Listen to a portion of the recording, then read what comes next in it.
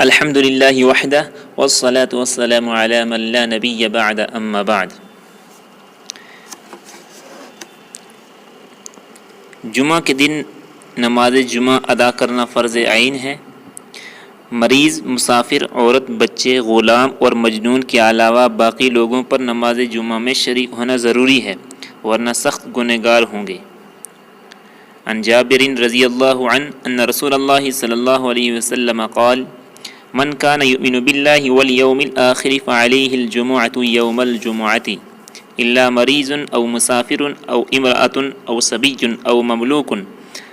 فمن استغنى بلهو أو تجارة استغنى الله عنه والله غني حميد۔ حضرت جابر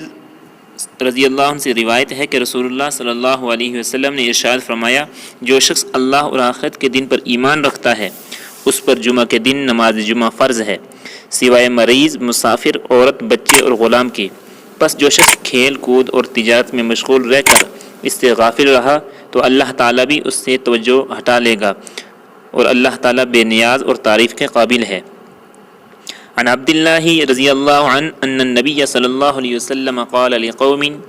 يتخلفون عن الجمعة لقد هممت ان آمر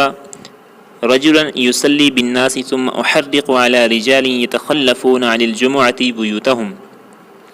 حضرت عبداللہ بن مسعود رضی اللہ عنہ سے روایت ہے کہ رسول اللہ صلی اللہ علیہ وسلم نے ان لوگوں کے بارے میں جو نماز جمعہ سے پیچھے رہ جاتے ہیں فرمایا، میں ارادہ کرتا ہوں کہ کسی شخص کو حکم دوں کہ وہ لوگوں کو نماز پڑھائے، پھر میں ان لوگوں کو ان کے گھروں میں آگ لگا دوں جو نماز جمعہ سے پیچھے رہ جاتے ہیں۔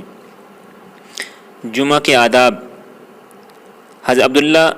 رضی اللہ تعالیٰ عنہ کہتے ہیں کہ میں نے رسول اللہ صلی اللہ علیہ وسلم کو یہ کہتے ہوئے سنا کہ تم میں سے جب کوئی جمعہ کے لیے آئے تو اس کو غسل کر لینا چاہیے۔ عن سمرۃ رضی اللہ عنہ قال قال رسول اللہ صلی اللہ علیہ وسلم من توضأ یوم الجمعۃ فبها ونعمت ومن اغتسل فهو افضل۔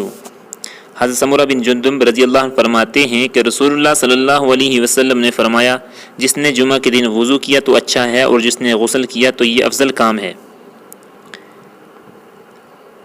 حضرت سلمان فارسی رضی اللہ عنہ سے روایت ہے کہ رسول اللہ صلی اللہ علیہ وسلم نے ارشاد فرمایا، جو شخص جمعہ کے دن غسل کرے اور حسب استطاعت خوب پاکی حاصل کرے اور تیل یا گھر میں میسر خوشبو لگائے، پھر نماز جمعہ کے لیے نکل لے، وہاں جا کر دو کے درمیان تفریق نہ کرے، پھر جو نماز مقرر کی گئی ہے ادا کرے، اور جب امام خطبہ دے تو خاموشی اختیار کرے، ایسی شخص کے اس جمعہ سے دوسرے جمعہ تک کے تمام گناہ معاف کر دیے جاتے ہیں۔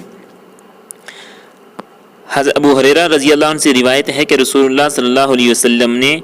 ایک جمعہ میں فرمایا کہ اے مسلمانوں کی جماعت، یہ دن اللہ تعالیٰ نے تمہارے لیے عید کا دن بنایا ہے، لہٰذا اس دن میں غسل کیا کرو اور مسواک ضرور استعمال کیا کرو۔ وآخر دعوانا الحمد للہ رب العالمین۔